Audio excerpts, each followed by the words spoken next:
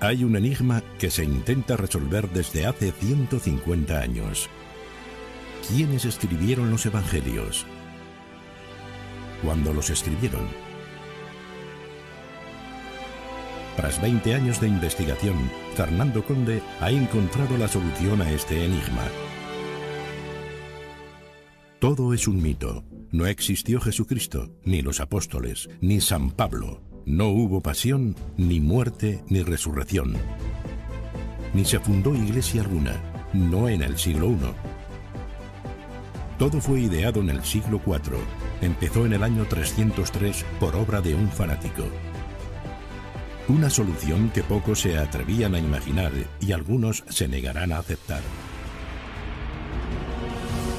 Pues así de directos comenzamos esta noche en Nueva Dimensión. Esto que hemos escuchado es el book trailer de un libro que ya está creando polémica y también que está sembrando al mismo tiempo la duda, una vez más, en que la historia sea tal cual como nos la han contado. Es cierto que cuando hablamos de conflictos bélicos, de sucesos históricos y hechos más o menos comprobados, siempre hay datos que fallan, cifras que no son las correctas e incluso elementos inventados o añadidos a lo largo del tiempo. Cuando un historiador o investigador saca a la luz ciertos hechos que todos dan por ciertos y descubre que son falsos, se tiende a alabar ese trabajo, a aplaudir su esfuerzo, quizá por sacar la verdad de la historia. Pero cuando lo que se pretende es sacar a la luz la verdad del inicio, por ejemplo de un credo o una religión, automáticamente aparecen los muros, el oscurantismo y la negación. Yo sé que esta noche el primero de nuestros temas toca ciertos resortes que producen incluso el rechazo de muchas personas. ¿Puede ser posible que la historia en la que se sustenta la fe de millones de personas esté basada en una invención? Que incluso el mayor personaje que ha dado el cristianismo, como es Jesús de Nazaret, nunca hubiera existido y que fuera un personaje literario inventado sin base histórica ninguna. Sé que lo que estoy diciendo probablemente ya esté haciendo saltar las alarmas en la mente de muchas personas, pero es que al parecer, y todo según nuestro invitado, existen pruebas contundentes al respecto. Esta noche vamos a hablar con Fernando Conde Torrens. Él es ingeniero industrial y profesor de la Universidad de La Rioja, y tras más de 20 años de investigación afirma que el cristianismo fue inventado y que nada de lo que nos cuentan ocurrió de verdad. La polémica, el debate está servido. Tema desde luego que a nadie va a dejar tibio. Esta noche sabremos lo que nuestro invitado nos tiene que contar. Es el año 303. El emperador Constantino manda a reunirse a un pequeño número de redactores, a los cuales les encarga una tarea. Algo que cambiaría el curso de la historia para siempre. Bajo la orden del emperador, estos escribas inventan el guión de toda una historia que, como digo, revolucionaría a la humanidad. En esa reunión deciden crear de la nada lo que fue conocido como los 4 evangelios. Ellos redactarían esos evangelios y varios textos más, todos inventados, todos falsificados, todos por encargo. El cristianismo fue sacado de la imaginación de estos redactores, esos antiguos escribas, con el fin de poder implantar en el imperio una nueva religión, el cristianismo. Bien, esta es la idea que defiende, y estoy seguro que también levanta polémica, Fernando Conde Torrens, ingeniero industrial, profesor en la Universidad de La Rioja, investigador y escritor, con títulos como El Grupo de Jerusalén y los Evangelios que generó, y también Simón, ópera magna, las pruebas de la falsificación. Y ahora nos sorprende, seguro que puede que indigne a otros, no lo sabemos, su nueva obra, Año 303, inventan el cristianismo. Fernando Conde Torrens, ¿qué tal? Buenas noches, bienvenido a Nueva Dimensión. Buenas noches, Juan. Buenas noches, muchas gracias. Un verdadero placer que estés con nosotros y la primera pregunta yo creo es obligada. Sabiendo las implicaciones que estas cosas tienen, ¿cómo te metes tú en estos líos, Fernando? Bueno, me metí hace pues algo así como 30 años. Uh-huh. yo quería saber, en un momento determinado de mi vida, cuando tenía 39 años, dije, bueno, yo quiero saber si lo que yo creo es cierto o no, porque no quiero morirme engañado. Uh-huh. Sería, a mi parecer, un fracaso. Yo soy muy racional como ingeniero y quiero saber un poco, a ver, pues qué es lo que hay, de qué hay después de la muerte, si lo que yo creo es cierto o no es cierto. Porque me había encontrado con un amigo que él creía en la reencarnación y yo no creía en la reencarnación. Entonces dije, bueno, pues una de dos, o él o yo estamos equivocados. No pueden ser las dos cosas ciertas. Uh-huh. Por eso me metí, como cosa personal mía. Casi para descubrir si aquello que te han contado otros, o aquello que han contado desde antaño otros, pues es cierto, ¿no? Así que te metes manos a la obra, empiezas a investigar, y aquí viene esa pregunta que todo el mundo seguramente que está esperando hacer, así que no vamos a hacerle esperar más, ¿no? ¿Es realmente una religión inventada el cristianismo? ¿Todo lo que conocemos, textos o papeles principales, son realmente falsos? Sí, absolutamente sí. Absolutamente sí, absolutamente falsos. Y además está demostrado documentalmente. Uh-huh. Es decir, que no es una teoría más de que alguien, pues, como me dicen mis detractores, con ganas de vender libros o con ganas de estar en los medios de comunicación. No, yo esto lo empecé para mí, no pensaba escribir ningún libro y quería averiguar realmente eso, si lo que me contaron mis padres y mis abuelos, pues era verdad. Y entonces empecé a leerme despacio, con sentido común, con criterio, los evangelios, y encontré cosas raras, encontré cosas sorprendentes, y luego cosas opuestas, que demostraban que había habido una pugna brutal en los primeros tiempos del cristianismo, y eso no se explicaba así, la historia no nos la explicaban así, de forma que dije, estos documentos, estas partes de los evangelios que, por ejemplo, de la Carta de Santiago, uh-huh, que detectan clarísimamente una idea primera acertada, válida, juiciosa, sensata, y otras a continuación fatales, mágicas y falsas, esto no pueden venir de la misma persona. Esto viene de dos personas con dos ideas distintas. Y entonces esto está aquí, está escrito, no puede ser falso. Uh-huh. Hay que encontrar la explicación a esa pugna ideológica inicial. Uh-huh. Tú encuentras esa pugna ideológica inicial que te da las claves, las pistas de que hay algo que no cuadra en todo esto. Parece que está como escrito a la sazón por dos personas, ¿no? Sí, exactamente. Porque yo partía de una idea. Cuando empecé primero analicé lo que había antes del cristianismo, ¿no? Las grandes ideas de Europa, las grandes ideas de Occidente. Yo no me he metido con Oriente, yo me he limitado al Imperio Romano. Uh-huh. Y entonces dije, bueno, a ver, los grandes pensadores que han descubierto, qué es lo que yo quiero descubrir. Y entonces me encontré con el conocimiento de los griegos. Pero entonces después pasé al cristianismo, a decir por qué el cristianismo no enseña lo que enseñaba el conocimiento de los griegos. Uh-huh. Y entonces fue cuando me encontré con estas dos ideas opuestas. Una de la primera etapa de redacción que yo llamaba coincidía con el conocimiento de los griegos y la segunda coincidía con una visión mágica y una moral elemental muy alejada de ese conocimiento. De forma que dije, esto hay que seguirlo investigando porque aquí hay gato encerrado. Uh-huh. Y seguí. Y seguiste adelante. Tú llegas a poner esa fecha, año 303. Yo he hecho una introducción hablando del emperador Constantino y tú marcas a este hombre como el creador, o cuanto menos el instigador, si hay que decirlo así, de que alguien creara o inventara pues todo lo que conocemos ahora acerca del cristianismo, de Jesús, de esos personajes, de esas parábolas, de todo aquello que tiene relación con esta religión, ¿no? Sí, de todo el Nuevo Testamento. Uh-huh. Sí. En realidad, Constantino no fue vamos a decir así, la génesis, el origen, la fuente primera de la idea. La fuente primera de la idea de una religión nueva, monoteísta, que adorase a un Dios único, fue de un tal Lactancio. Lactancio, sí. Este hombre, el año 303, por eso tiene esa fecha el libro, uh-huh, pues se fue a hablar con el emperador Diocleciano para decirle que el Dios único estaba indignado con Roma, porque en Roma se permitía adorar a muchos dioses. Y eso, que era una muestra de tolerancia imprescindible, para una potencia como Roma, que conquistaba todo lo que se le ponía por delante, a todos los pueblos, pues según Lactancio era algo que enojaba tremendamente al Dios único y que iba a mandar el fin del mundo. Diocleciano no le hizo caso a semejante dislate, pero Constantino sí le hizo caso, o le vino bien para lo que él quería. El caso es que lo protegió y se lo llevó consigo cuando volvió con su padre, el César de Occidente, a las Galias. Sí. Y Lactancio le dijo, hay que crear un equipo redactor porque hay que hacer una historia. Él no era historiador, él era un profesor de retórica. Sí. Y Constantino pensó, ya, mi amigo Eusebio de Cesarea, que es historiador y amigo mío.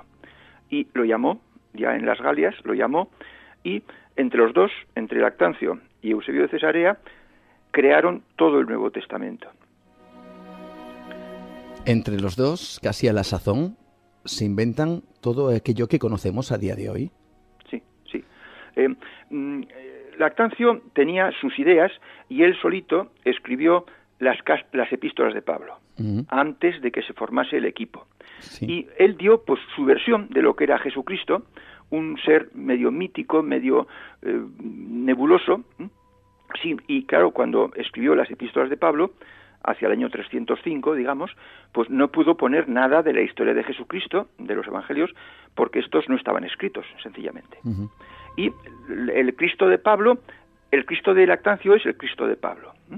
Pero luego, el año 307, con Constantino ya dueño de la cuarta parte del Imperio romano, le llama a Eusebio. Eusebio va a las Galias, donde está Lactancio, y empieza a escribir los evangelios. Y como él es historiador y Lactancio no se atreve con ese tema, pues primero Eusebio escribe el Evangelio de Marcos, que es el más sencillo, digamos, y lo escribe a su manera, siguiendo las indicaciones de Lactancio, con muchos milagros, fundando una iglesia y apóstoles y todas estas cosas, y muriendo en la cruz, porque según Lactancio tenía que morir nada más que el Hijo de Dios para que el Dios único se sintiera, pues no sé, reconciliado con la humanidad.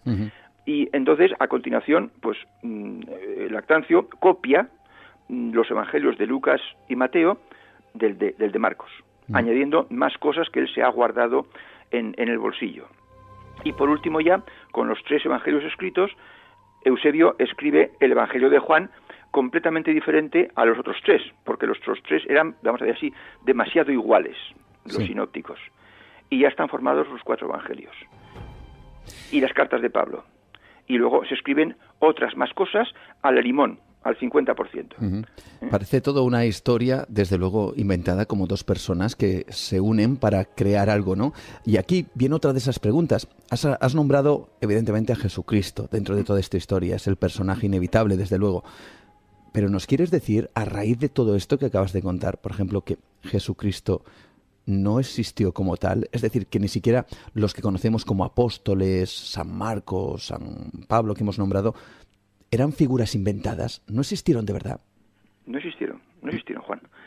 Tajantemente. O sea, no hay la menor duda. El lector que lea el libro con amplitud de miras, es decir, sin creerse nada, yo no digo que nadie se crea lo que yo digo en el libro.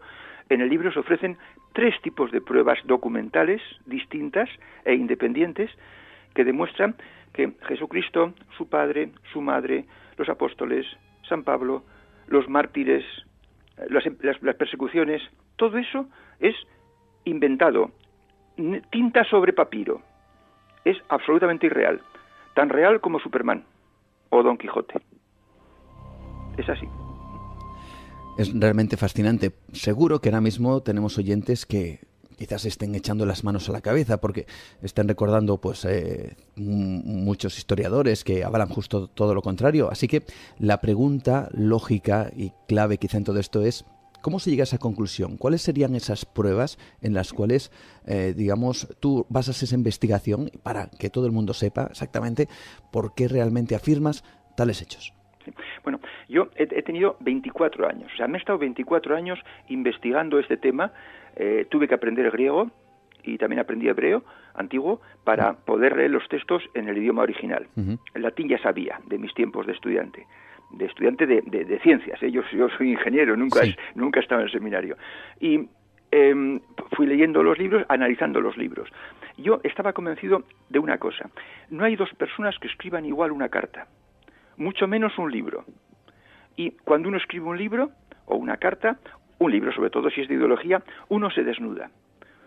Es decir, que estudiando lo que se decía en los textos cristianos, tenía que poderse saber quiénes escribieron los evangelios y de dónde sacaron lo que emplearon para los evangelios, o sea, qué fuentes tenían. Y efectivamente fueron saliendo cosas. Por ejemplo, yo me basé, por ejemplo, en el Evangelio de Tomás, que es un evangelio que se califica de apócrifo. También me basé, porque tenía el libro de Enoc, que es un libro apocalíptico de la apocalíptica judía anterior a Cristo. Es decir, que fui mirando otros libros que estaban relacionados con los evangelios y con el Apocalipsis, por ejemplo. Y poco a poco fueron apareciendo el hecho de que cuando uno quiere estudiar el cristianismo antiguo y empieza a mirar autores cristianos que escribieron, pues todos son nebulosas hasta que llega Eusebio de Cesarea con su Historia Eclesiástica, obra del año 312 o 15. Antes de Eusebio todo es nebulosa y además la única fuente es Eusebio.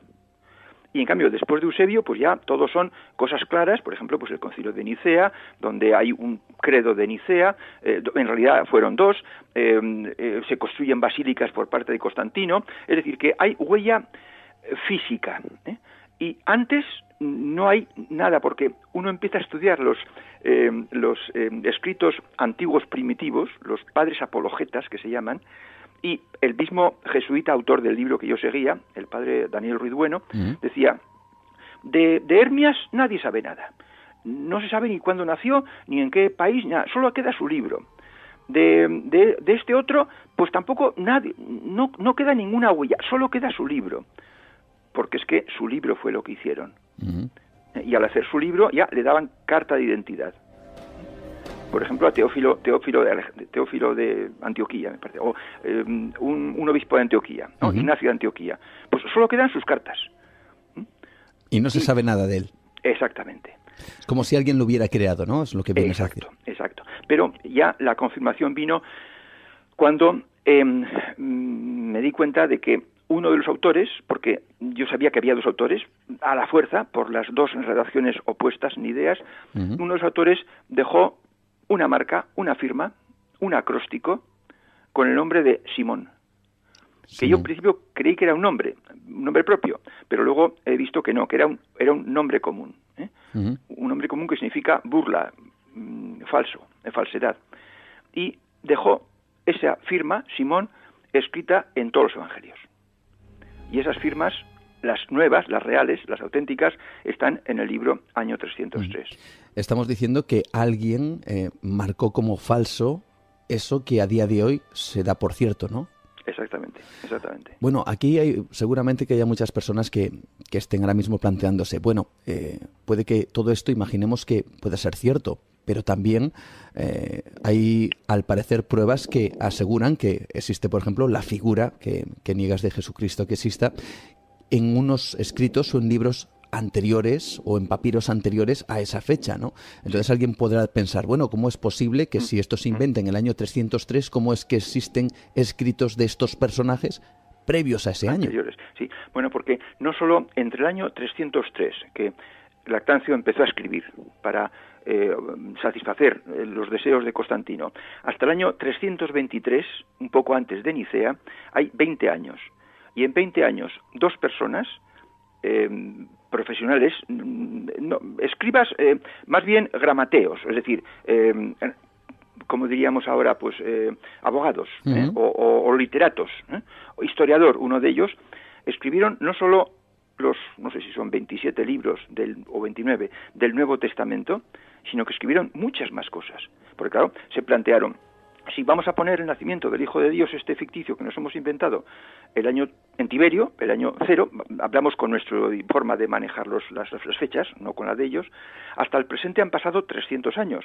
Claro. Claro, si han fundado una iglesia y una religión, lógicamente sus los seguidores de esa religión tienen que haber escrito cosas, tienen que haber dejado huella escrita de sus creencias.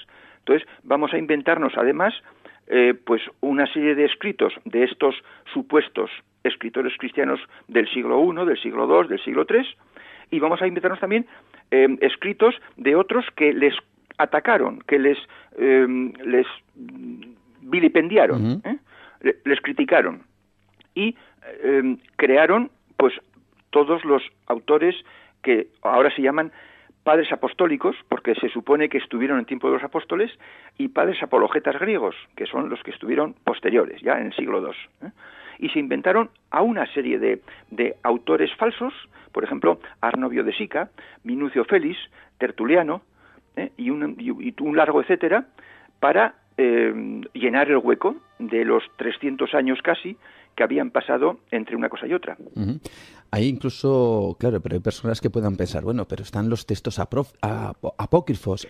Tú comentabas una cosa que me parece realmente interesante, y es el hecho de que había como añadidos a esos textos antiguos para encajar toda esta historia y que alguien que descubriera estos textos viera reflejado efectivamente el nombre de Jesús, de Jesucristo, de Dios y todo lo que tiene alrededor de esta religión. ¿Es cierto? ¿Alguien añadió eso a esos textos antiguos? Sí. Vamos a ver, hay que distinguir los textos antiguos de cristianos anteriores a Nicea, que los escribió el equipo redactor, por ejemplo, pues esos que te he dicho, y todos los padres apologetas y todos los padres apostólicos. Por ejemplo, Ireneo de León, que me lo sacan mucho los detractores que tengo. Los escribieron ellos, entonces claro, hablan de Jesucristo, no van a hablar, si precisamente son para dar base, para dar sustento a la falsificación. Y luego a 4 autores que no eran cristianos, Flavio Josefo, Suetonio, Tácito y Plinio el joven, pues cogieron sus cartas y añadieron párrafos que hablasen de Jesucristo. Que eso es lo que se llama una interpolación. Esas interpolaciones, por lo menos 2 de ellas, las hizo Eusebio, que era el que estaba en contra de lo que se estaba haciendo, aunque no podía decirlo claramente. Y puso la firma de Simón también en los pasajes que interpolaba, de Flavio Josefo y de Plinio. Acabas de nombrar a Eusebio, que dices que estaba en contra. Es decir, ¿había alguna especie de guerra, entre comillas, por intentar que este invento no saliera a la luz, entonces? Sí, efectivamente. O sea, esa guerra que yo te he dicho ideológica en los primeros escritos que yo vi, por ejemplo, la carta de Santiago o las cartas de Juan, que las escribió Eusebio, pues ahora, años después, se confirmó con la personalidad y los criterios de estas 2 personas que formaban el equipo redactor, exclusivamente ellos 2. Lactancio era el jefe y era el hombre de la idea y defendía la visión mágica y defendía Jesucristo, Hijo de Dios. Realmente es sorprendente. Sí. Y en cambio Lactancio era todo, Eusebio era todo lo contrario. Y entonces esa pugna era la que reflejaba la mentalidad de estos 2 hombres. Bueno, nuestros oyentes se deben de estar quedando un poco perplejos, seguramente muchas personas. Ojo, hay que decirlo, tú me comentabas el otro día antes de realizar esta entrevista que tú desde luego respetas absolutamente todas las creencias, que si la creencia además es válida para alguien y le hace, bueno, pues sentirse bien, evidentemente todo es válido, pero que la realidad tiene que contarse, ¿no? Claro, efectivamente. Lo que es historia, y la verdad es la verdad. Y la mentira es mentira, y la falsificación es una falsificación. Entonces, a los hititas sus sacerdotes les engañaron, a los egipcios sus sacerdotes les engañaron, a los griegos no había dioses en el Olimpo, ni Júpiter, Juno y Minerva, y a los romanos tampoco existían Zeus, etcétera. Era Poseidón, Demeter y Catellades. Entonces, a nosotros cristianos también nos han engañado. Una pregunta, ¿y por qué se consigue engañar? Es decir, esto, que es a parecer toda una invención, según tus investigaciones, ¿cómo consigue calar en el pueblo? ¿La ignorancia? ¿El hecho de ser manipulados o ser fácilmente manipulados? Sí, bueno, en el año 300 todo el pueblo era analfabeto, ignorante, pobre, y el emperador Constantino favoreció con toda su autoridad el establecimiento del cristianismo. Entonces, por ejemplo, pues se daba de comer había hambrunas y repartía trigo antes el gobernador y a partir de Constantino el obispo. Bueno, pues evidentemente la gente que vivía en las ciudades pues se iba cuando había hambre o cuando los que tenían poco pues iban al obispo y el obispo les daba trigo y alimentos. En el pueblo menos, en el campo menos. Pero es que luego vino Teodosio y Teodosio obligó por decreto ley a que todo el mundo fuera cristiano y el que no fuera cristiano no podía hacer testamento y legar sus bienes a sus hijos y quedaban para el emperador. Entonces, claro, pues ante esa como una especie de chantaje, ¿no? Ante esa coacción, pues al final todo el mundo se hizo cristiano porque era la única vía, la única solución posible. Es decir, hubo una invasión del poder temporal o del poder político vía Teodosio y una invasión sobre el mundo de las conciencias. Y entonces eso, pues una invasión es fatal porque nos hace perder, nos retrasa siglos. Y en este caso el cristianismo nos ha retrasado 17 siglos. Se obligó al pueblo de alguna manera a convertirse en cristiano, si no, sería castigado por diferentes vías. Sí. Bueno, vamos a ir por partes. Seguimos, desde luego, desgranando parte de este libro. Año 303, inventan el cristianismo, totalmente recomendable, de Fernando Conde Torrens, con el cual estamos hablando ahora mismo. Y para dejarlo claro, alguien pensará, bueno, quizá Jesucristo fue inventado, quizá los apóstoles, quizá todas las historias que nos encontramos sean producto de la invención de un par de personajes en esa época, en el año 303, pero no hay nada que se base en alguna realidad, en algún personaje real. ¿Es absolutamente todo inventado? Es todo inventado. ¿Todo? Ahora, claro, lo que hicieron fue situar una persona 300 años antes para que no se la pudiera rastrear, y menos con los instrumentos de información de entonces, y hacer una persona creíble. Eusebio procuró hacer una persona creíble y le dio el formato de un maestro del conocimiento de los griegos. Pero solo en una parte muy pequeñita, en un 10%, porque tenía que hacerle caso a Lactancio, que era el jefe del equipo, y tenía que poner el Jesucristo, Hijo de Dios, que Lactancio quería. De forma que en los evangelios de Marcos y de Juan hay un evangelio original hecho por Eusebio y hay una interpolación masiva del 90% hecha con las ideas de Lactancio. Lo que ocurre es que, para tranquilizar al sector que tú dices, ¿no? Pues en realidad lo que hayamos creído tiene poca importancia. Porque si hemos nacido en Occidente, pues somos cristianos. Pero si hubiéramos nacido en la India, o en África, o en China, seríamos otra cosa. Lo que importa es cómo somos por dentro, cómo nos comportamos, qué sembramos a nuestro alrededor. Eso es lo que importa. Cómo de buenas personas somos, o somos malos bichos. Y se puede ser buena persona o mal bicho siendo ateo, agnóstico, cristiano no practicante o siendo cualquier otra cosa. Y eso es lo importante. Desde luego eso es una absoluta verdad, ¿no? Y eso, ¿cuántas veces lo hemos pensado, no? Hablamos muchas veces en corrillos de cuánta gente, por ejemplo, va a los cultos, a misa, se dice, y que no deberían ser perdonados, ¿no? Y sin embargo, cuánta gente no entra en esas iglesias y ayudan a los demás. Eso desde luego. Pero partiendo de esa base, de esa invención, hay, por ejemplo, escritores, investigadores como Javier Sierra, al que imagino que conoces, que él llegaban a afirmar que, por ejemplo, de las Biblias había 6 versiones diferentes. ¿Esto realmente es así? ¿Existen textos bíblicos diferentes que cuenten historias diferentes? Bueno, yo he analizado la Biblia cristiana, la Biblia católica. Concretamente yo empecé con la Nácar Colunga. Y luego pues me he hecho con Biblias en griego, Ekaine Diatheke, y tengo 30 versiones distintas. Entonces, entre ese texto griego original, de Ekaine Diatheke, que es la enseñanza verdadera, auténtica, pues las diferencias son diferencias de puntuación y algunos párrafos o pasajes que faltan, pero no hay diferencias para decir que son distintos personajes. Ahora ya no me meto con los testigos de Jehová, los adventistas del último día, los evangelistas, los anglicanos o los protestantes o Lutero o Calvino. Yo eso no lo he estudiado, porque no me interesaba. A mí lo que me interesaba era saber si el Nuevo Testamento era cierto o no era cierto.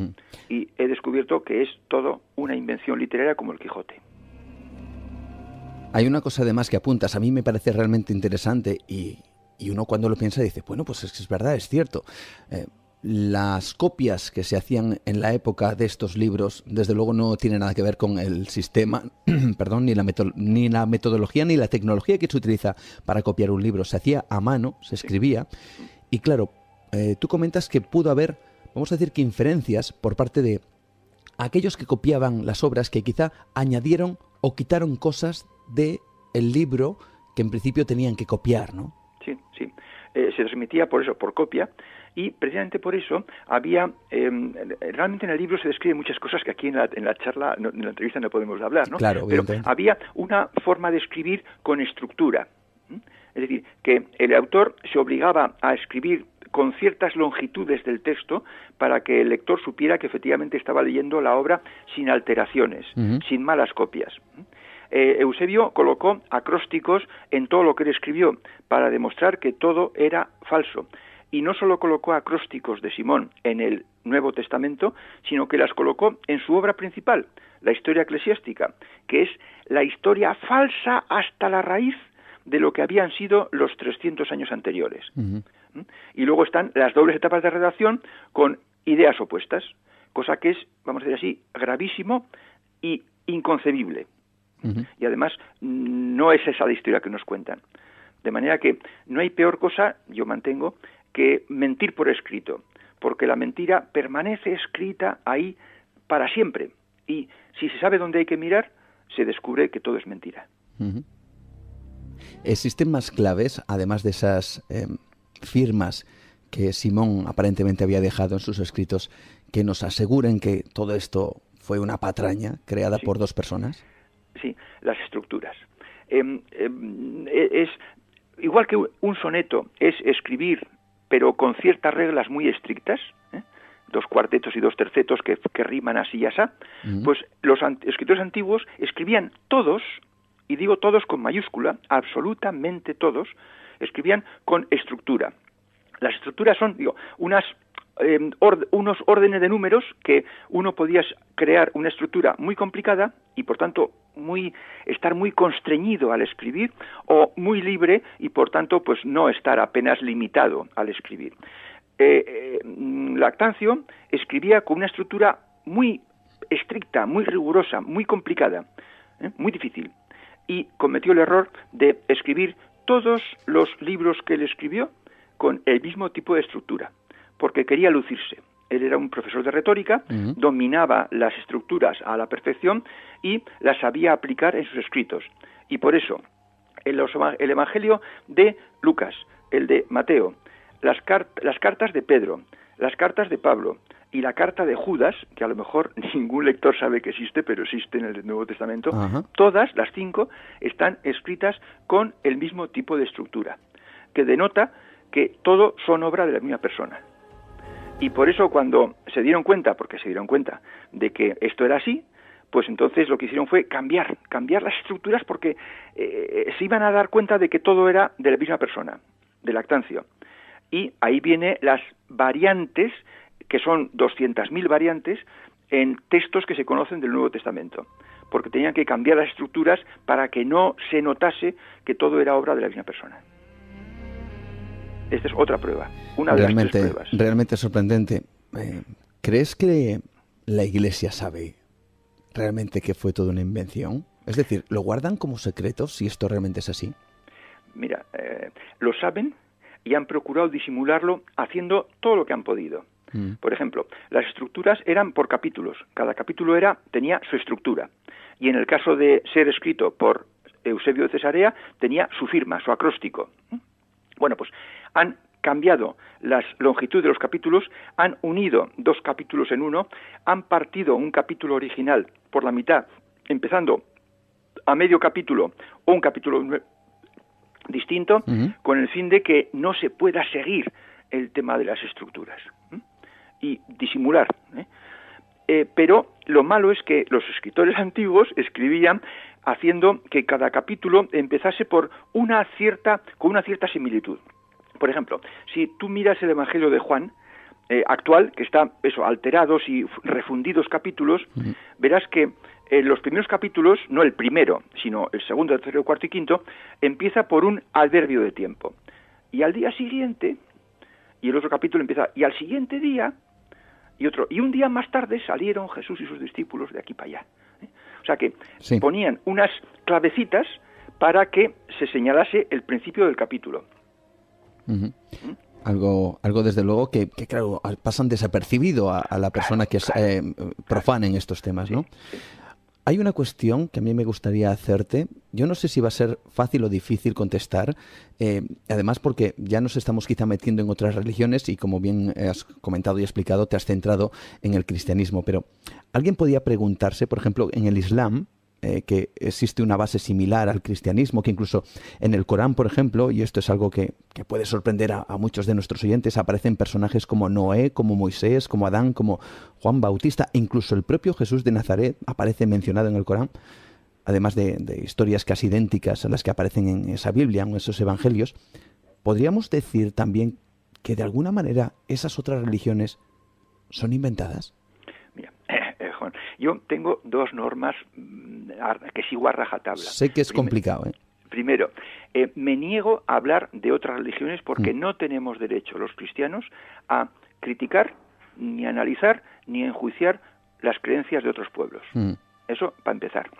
Y ahora, ciñéndome a la pregunta que tú concreta me haces, el año, 570, hablo aproximadamente, ya estaba desde el 325 hasta el 570, habían pasado pues algo así como 250 años y el cristianismo estaba extendido por todo el imperio. Sí.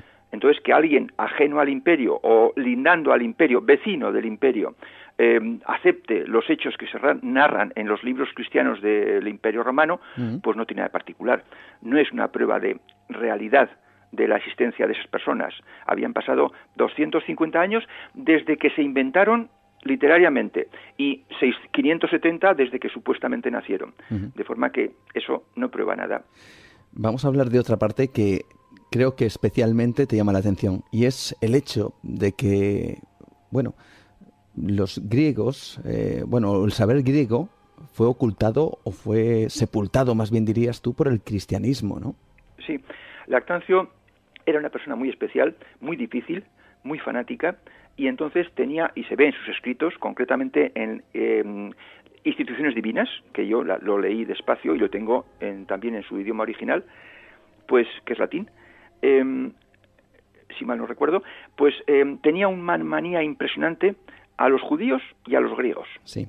A los judíos porque era un mal nacido y les había robado el Antiguo Testamento, que es la Torá judía, y en lugar de ser agradecido con ellos, pues fue, un mal nacido y se metió con ellos a sangre y fuego en todos sus escritos. Y segundo, a los griegos, porque los griegos tenían el conocimiento de los maestros griegos, que era lo que ahora nosotros llamamos filosofía, pero que era el conocimiento con mayúsculas, y también sabía que era el enemigo potencial mayor del cristianismo, y como él quería implantar su religión, pues entonces lo que hizo fue tirar con bala, diríamos hoy en día, contra el conocimiento de los griegos, y se prohibieron, se cerraron las escuelas, se quemaron todos los libros, y no nos ha quedado nada, de forma que todo lo que se enseñaba que es digno del ser humano y acertado, todo eso ha quedado, como dices muy bien, y sepultado, oculto. Y ese es el gran, vamos a decir así, el gran pecado del cristianismo, que nos ha retrasado a los occidentales 1700 años. Es increíble lo que comentas, porque ahora mismo, fíjate, mientras estamos hablando tú y yo, Fernando, me viene a la memoria el primer capítulo de esa mítica serie que produjo Carl Sagan en los años 70, llamada Cosmos. Y fíjate, me estoy recordando ahora mismo de ese primer capítulo en donde salía esa gran y fantástica biblioteca de Alejandría, donde el propio Carl Sagan decía que el verdadero conocimiento, el que realmente llevaría al hombre a un estatus más elevado, era el griego, y que luego las otras, los otros dogmas se encargaron de acabar con él, de sepultarlo, para llevar al mundo al ostracismo y a la ignorancia de la religión, ¿no? Sí. Mira, una religión verdadera, una doctrina auténtica, tiene que cumplir, yo creo, 3 condiciones: que nos haga felices, que nos ayude a madurar y que nos deje claro lo que hay después. Eso lo hacía el conocimiento de los griegos. Y además eso se puede conocer por vía experimental, ¿eh? No solo por vía de creencia, no. La fe es lo que Lactancio necesitaba que dieran a sus patrañas. Yo digo que es un chupito de cicuta intelectual. No, lo que hay que hacer es saber y experimentar, en lugar de creer y confiar en las fantasías del señor Lactancio, que es lo que hacemos hoy en día muchos. Bueno, lo que hacen, yo ya no lo hago, sí, que hacen hoy en día muchos occidentales.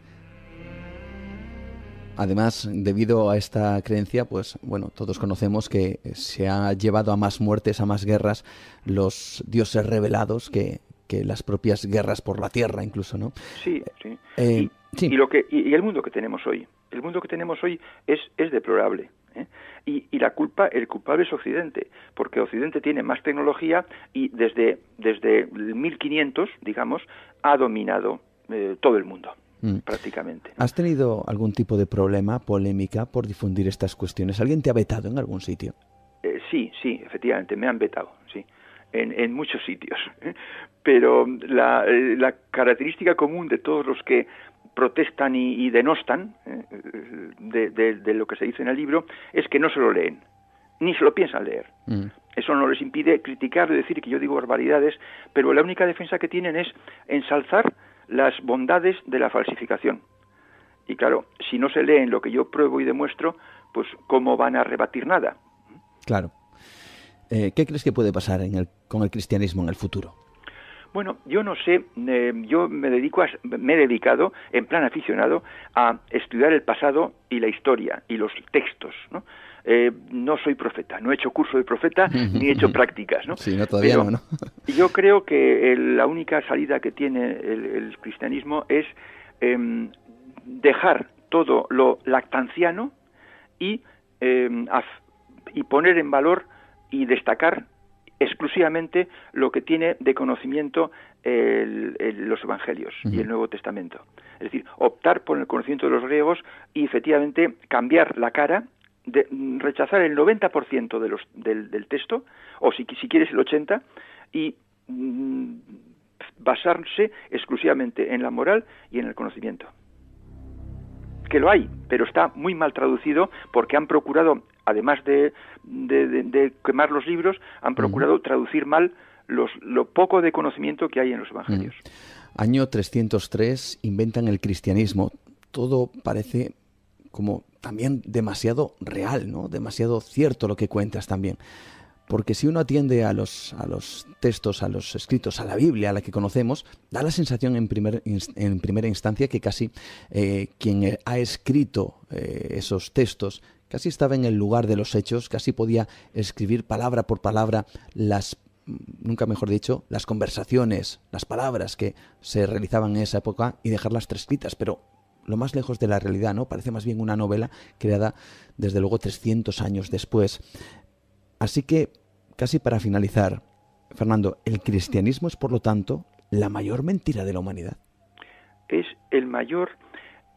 la mayor mentira, el mayor fraude, el mayor timo y el mayor desastre que nos ha ocurrido a los occidentales. O sea, no nos damos ni cuenta de lo que hemos perdido con la invasión que hicieron Constantino y Teodosio. Por cierto, 2 emperadores militares, porque eran muy buenos generales, eran los mejores generales de su tiempo, pero no tenían, vamos a decir así, ni repajolera idea, y perdóname la palabra, adjetivo calificativo. Adelante, tienes libertad. De lo que es ideología, de lo que es doctrina y de lo que es felicidad de los hombres. No tenían ni idea de eso. Y eran unos ignorantes, promocionaron a otro ignorante y nos han hecho ser ignorantes durante 52 generaciones.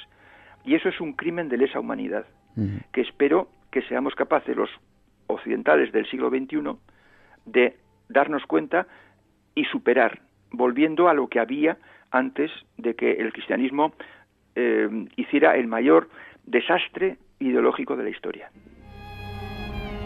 Pues esperemos que desde luego cualquier religión, independientemente de creer o no en algo, si nos hace ser buenas personas, desde luego creer en algo está bien, pero que esa creencia no nos lleve a la guerra, al desastre, a la ignorancia, al desconocimiento y evidentemente a esa vuelta, a esa involución del ser humano que quizá en otros tiempos, quién sabe, si no hubiera, según comentas, no se hubiera creado esta historia fantástica, pues ¿dónde estaríamos ahora, no? ¿Qué grado de evolución, no? Un ejemplo, los antoninos se llaman emperadores filósofos porque eran aprendices o alumnos de la filosofía y del conocimiento de los griegos.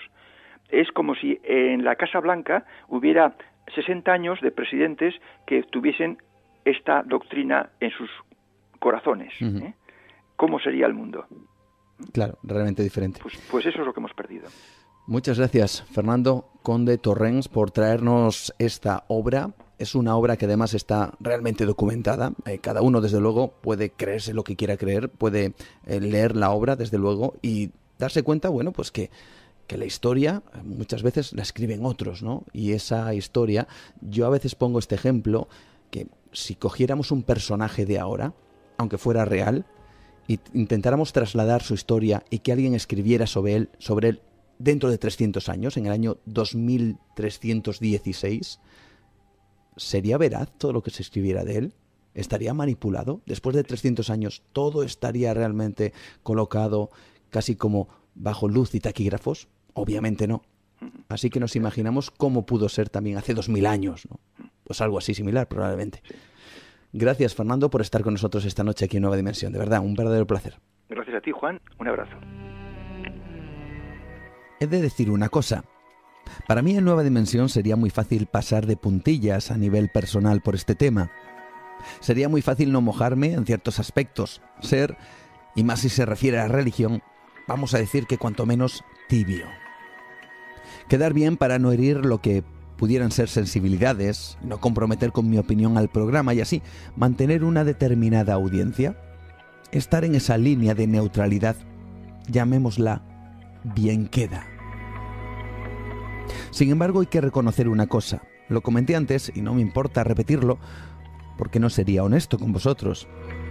La religión, las religiones en general, los dogmas implantados por el ser humano, han acarreado más muertes, más derramamiento de sangre, más inmoral, menos paz y más guerra y por consiguiente más muertos sobre la mesa que cualquier otro conflicto por otro tipo de cuestiones. Ni siquiera sumando todas las víctimas de la Primera y la Segunda Guerra Mundial juntas, llegarían a alcanzar el listado de muertes por guerras santas, por cruzadas, luchas contra los infieles de uno u otro bando, o acabar con la vida de ciertas etnias por procesar un dogma religioso. En el mundo, por norma, se ha impuesto a lo largo de la historia la creencia a la razón. Se han matado y se matan personas porque se creen herejes o por ir en contra de los preceptos religiosos. Durante muchos siglos, aquel que iba en contra de la religión solo merecía la muerte. Durante siglos se ha matado por algo que tenga o no base real en algún personaje histórico, no deja de ser un invento humano. La religión es un invento exclusivamente humano. No hay ningún animal que rece, que erija templos, vaya a misa o a cualquier otro templo de otra religión, o mate a sus semejantes, por tal o cual deidad. Hemos acabado y acabamos con la vida de otros, por algo que solo el hombre profesa. Además matamos por algo desdibujado y que no sabemos darle forma. ¿Qué es Dios? En cualquiera de sus religiones, ¿cómo es? ¿De dónde surge? ¿Es un concepto? ¿Alguien real? ¿Una energía? ¿Una manifestación de algo? ¿Y ese algo qué es?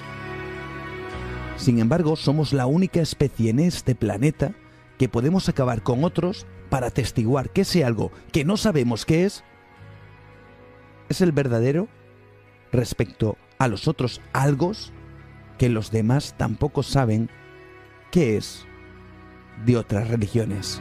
Y así durante 2000 años el mundo se ha peleado. Ha matado a sus semejantes por defender un invento exclusivamente humano. Nos dicen que la religión nos hace ser mejores personas, pero la historia nos demuestra que en la mayoría de las ocasiones nos lleva al asesinato y a la muerte. Puede que ahora haya personas que se incomoden con esto que digo, pero he de decir que me da igual, porque lo que comento es absolutamente cierto. Ojo, y sé que la creencia en algo ha ayudado a muchas personas, por supuesto, y que ciertos preceptos religiosos les han ayudado en la vida, pero ¿realmente creéis que ha merecido la pena? ¿Tantas muertes, tanta ignorancia en pos de las religiones han merecido la pena? Yo creo que no, amigos. Se ha quemado, se ha torturado, se ha asesinado, se ha vetado el conocimiento científico, se han amputado las alas de aquellos que quizá pudieron llevarnos por un camino diferente, y se ha acabado con la vida de ciertas personas porque decían, por ejemplo, que la Tierra giraba alrededor del Sol, o que había vida en nuestro cuerpo como pequeñas células. El sentido religioso ha arrancado de raíz quizá ese conocimiento y lo ha dejado enterrado durante siglos porque eso iba en contra de Dios. ¿Y quién lo dijo? ¿Bajó Dios a decir a los hombres que el conocimiento era malo? ¿Bajó Dios a decir a los hombres que había que acabar con el otro, con el vecino, con el del país que teníamos al lado porque no creía lo mismo que nos decía que teníamos que creer? Y luego están los que defendieron esa idea. Hay que matar en nombre de Dios. Tu vida no es tuya. No intentes buscar tu camino porque lo que te pase es voluntad de Dios y no la tuya. Como si fuéramos marionetas bajo el dominio de ese algo que nadie sabe definir lo que es. No pienses, ya piensa Dios por ti. No actúes, ya decide Dios por ti. Si sufres, es porque Dios lo ha querido. Si ríes, es porque Dios lo ha querido. Si un familiar muere, es porque Dios así también lo ha querido. Todo es voluntad de Dios, ni de la tuya, ni de la mía, solo de Dios. Como veis, no soy tibio, como podéis comprobar, ¿eh? Los más religiosos dicen que a lo largo de la historia las muertes en el mundo se producen por la voluntad de Dios. Él solo es un mero espectador, alguien que impunemente ordena a los hombres que acaben con la vida de otros. Sin embargo, es el hombre y solo el hombre el que alza la mano para acabar con sus semejantes. La religión es el mejor invento de los humanos para acabar con el contrario, con el que no piensa igual, con el débil, con el diferente. Para conquistar territorios, la religión. Para invadir países, la religión. Los mayores genocidios jamás ocurridos en la humanidad se han producido por la religión. Millones de muertos en la Europa nazi porque alguien procesaba, por ejemplo, la religión judía, entre otras. Cientos de miles de muertes en la antigua Yugoslavia por ser musulmanes. En Irlanda del Norte aún quedan los ecos de las luchas entre protestantes y católicos que han dejado decenas de muertos, todo por un invento exclusivamente humano. Y yo me pregunto, ¿hasta cuándo?